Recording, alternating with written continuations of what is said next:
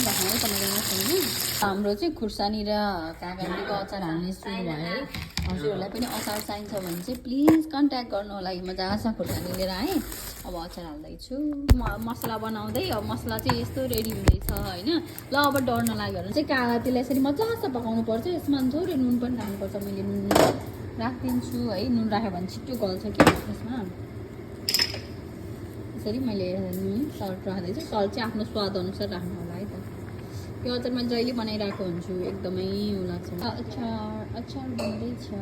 अचार त खुर्सानी र लसुन मैले मजासँग भुट्दैछु होइन। खुर्सानी र लसुन चाहिँ मजासँग तयारी गरेँ। मिठो अचार भन्छ है तपाईँले गर्दैछ। तयार भए मैले यसमा चाहिँ मेथी जिरा अनि टिमुर अनि तोरी राखेँ। यस्तो एकदमै मङमङ वासना आउने भइरहेछ। चाट तयार हुँदैछ है त खुर्सानी र लसुनको। नुन पनि आफ्नो स्वाद अनुसार राख्नु होला। नुन पनि बेसार पनि आफ्नो स्वाद अनुसार राख्नु होला है त। बेसार चाहिँ मजाले छोटो नै राख्नु। हजुरहरू चाहिँ आफ्नो कच्चा आँखा जस्तो मनपर्छ। मसला भुटिसकेको अवस्थामा छ। लसुन रातो रातो भइसकेको छ। अनि खुर्सानीमा पनि मजासँग मसलालाई मोल्नु। कस्तो हेर्दैमा मिठो जस्तो देखिसक्यो नि है।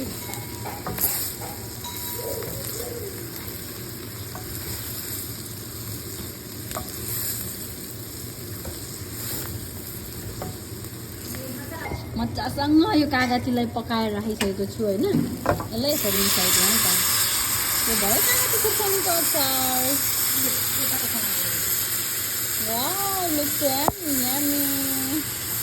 यसले आफ्नो स्वाद अनुसार हुन्छ। मैले चाहिँ थोरै कश्मिरी खुर्सानी रातो रङ दिनको लागि पनि एड गरेँ है।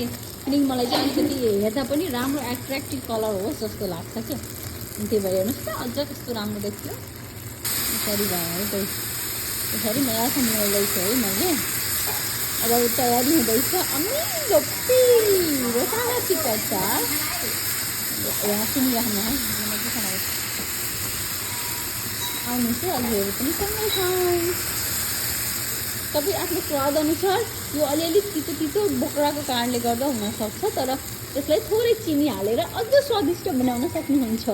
म हाल्दैछु चिनी। स्वाद अनुसार चिनी राख्ने। हजुरहरू पनि राख्न सक्नुहुन्छ।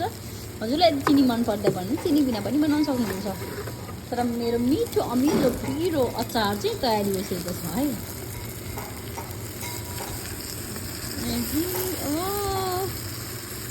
वाह यम यम।